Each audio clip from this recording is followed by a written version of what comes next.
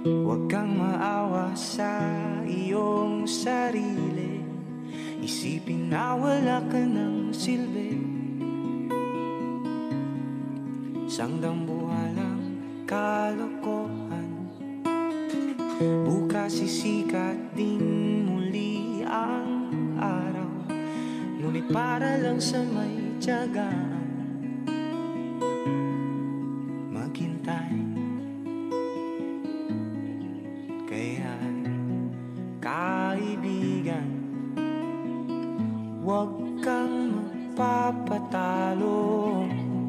Kaibigan, itaas ang noo.